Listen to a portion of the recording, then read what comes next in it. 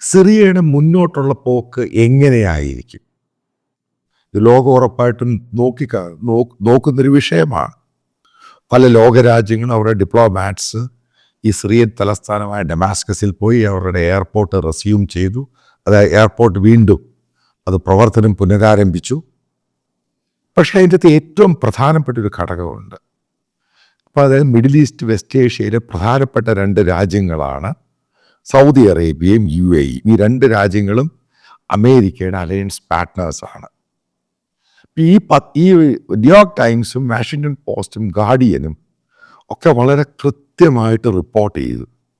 അതായത് ഈ രാജ്യത്തെ ഡിപ്ലോമാറ്റ്സുമായിട്ട് ബന്ധപ്പെട്ട് അവരെ കോട്ട് ചെയ്ത് അവർ കൃത്യമായ വാർത്ത കിട്ടു. ഈ രണ്ട് രാജ്യങ്ങളും സിറിയയുടെ ഇപ്പോഴത്തെ ഭരണാധികാരിയെ, അവിടുത്തെ മന്ത്രിമാരെയും, അതായത് അഹമ്മദി അൽ സഹറ എന്ന് പറയുന്ന പഴയ ജൊലാനി, അയാളെ ഉൾപ്പെടെയുള്ളവരെ പൂർണ്ണമായിട്ടും മോണിറ്റർ ചെയ്യുകയാണ്. ഏത് രീതിയിലായിരിക്കും വരാനുള്ള സിറിയയുടെ ഗവൺമെൻറ് പോകാൻ പോകുന്നത്.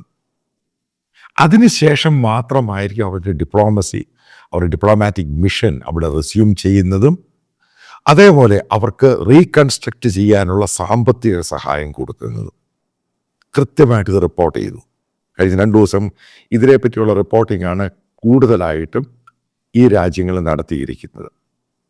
ഇപ്പം എന്താണ് ഇതിൻ്റെ കാരണം? അപ്പോൾ അവർ പറയുന്നത് ഇതൊരു ഈ പറയുന്ന ISISൻ്റെ ഒരു ഫാക്ഷനായിരുന്നു. അവരുടെ കൂടെ നിന്നവരാണ് അതിൻ്റെ കൂടുതലുള്ളവർ. പിന്നീട് അതിൻ്റെ തെറ്റിപ്പിരിഞ്ഞ് മറ്റൊരു ഫാക്ഷനായിട്ട് HTS എന്ന് പറഞ്ഞ ഫാക്ഷനായിട്ട് വരുന്നു. അപ്പോൾ അവർക്ക് അനുകൂലമായിട്ട് അമേരിക്കയും മറ്റുള്ളവരും ബോംബ് ചെയ്ത് കൊടുത്ത് ISISനെ ഒതുക്കി ഇവർ തിരിച്ച് ഡമാസ്കസിൽ വന്ന് ഭരണത്തിലേറി. അവിടെ വരെയായി.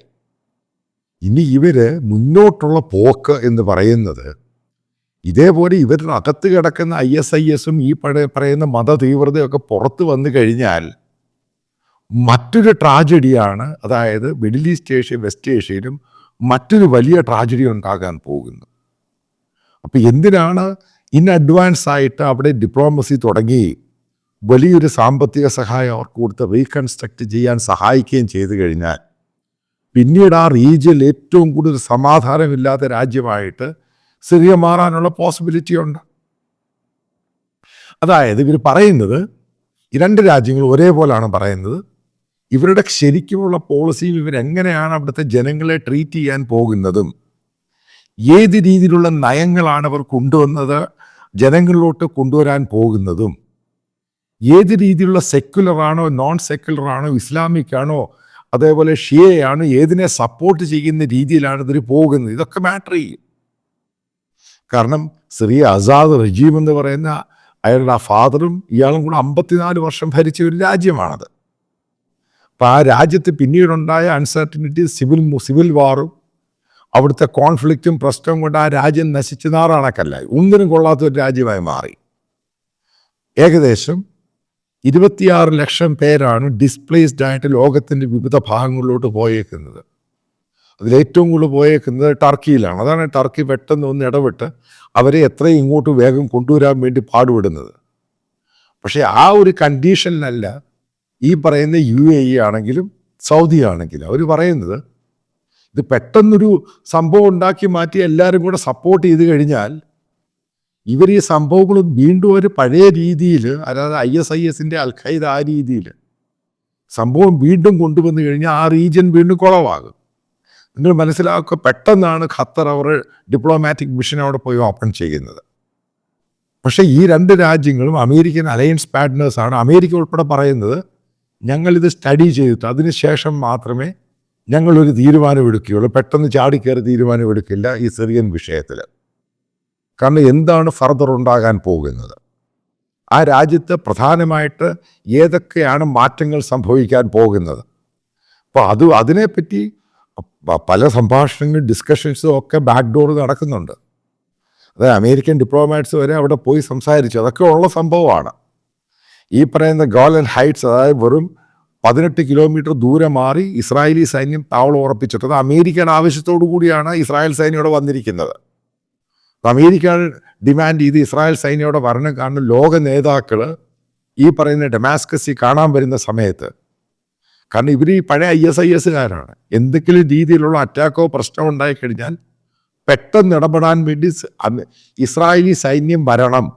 അതിൻ്റെ ഭാഗമായിട്ടാണ് ഇസ്രായേലി ട്രൂപ്സിനോട് അതിൻ്റെ 16 കിലോമീറ്റർ അടുത്തും വരെ മാറി അവിടെ ക്യാമ്പ് ചെയ്യാൻ പറഞ്ഞിരിക്കുക. അല്ല നിങ്ങൾ ഉദ്ദേശിക്കുന്ന പോലെ ഇസ്രായേൽ തന്നെ എടുത്ത തീരുമാനമൊന്നുമല്ല. അതുകൊണ്ടാണ് പല ലോകരാജ്യങ്ങളും ഈ വിഷയത്തെപ്പറ്റി സൈലൻ്റ് ആയിട്ടിരിക്കുന്നത്.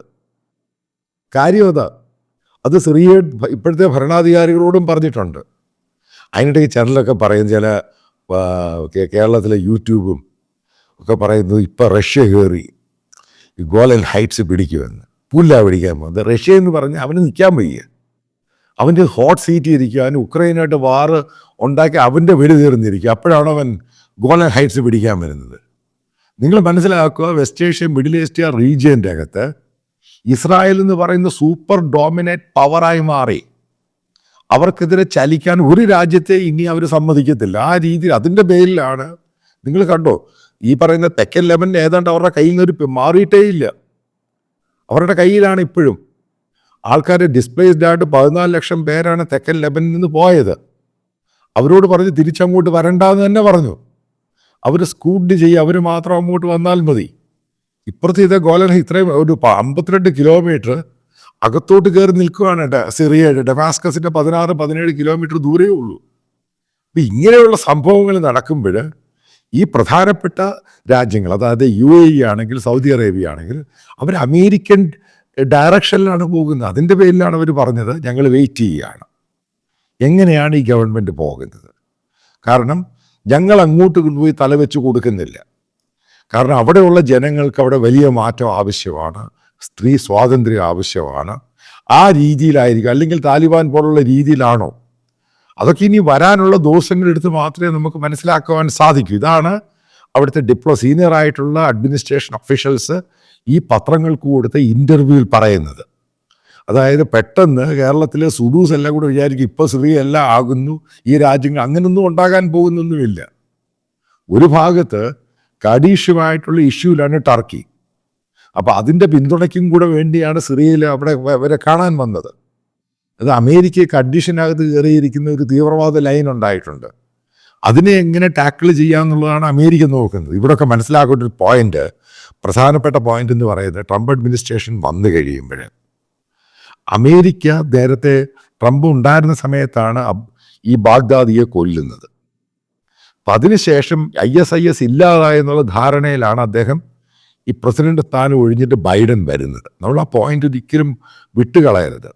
ഇപ്പം തിരിച്ചു വരുന്ന സമയത്ത്, അതായത് ട്രംപ് തിരിച്ചു വരുന്ന സമയത്ത് ഈ പറയുന്ന ISISൻ്റെ പ്രസൻസ് ഉണ്ട്. ഈ പല ഭാഗത്തുമുണ്ട്, വെസ്റ്റ് ഏഷ്യൻ രാജ്യങ്ങളിൽ, മിഡിൽ ഈസ്റ്റ് ഏഷ്യൻ രാജ്യങ്ങളിൽ.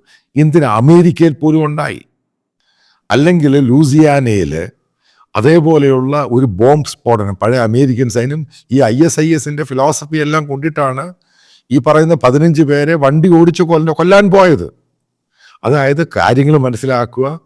നേരത്തെ അവിടുന്ന് ട്രംപ് അവിടുന്ന് അമേരിക്കൻ ബേസ് വിഡ്രോ ചെയ്യാൻ തീരുമാനിച്ചതാണ്. പക്ഷേ ഇനി ട്രംപ് വന്നു കഴിഞ്ഞാൽ ഈ പറയുന്ന അമേരിക്കൻ ബേസ് വിഡ്രോ ചെയ്യുന്ന കാര്യമൊന്നും ഉദിക്കുന്നില്ല. കാരണം ISISനെ അവർക്ക് ഒതുക്കിയേ മതിയാകത്തുള്ളൂ. അതും ട്രംപിൻ്റെ, കാരണം വിസിബിളായിട്ടുള്ള പ്രസൻസായി.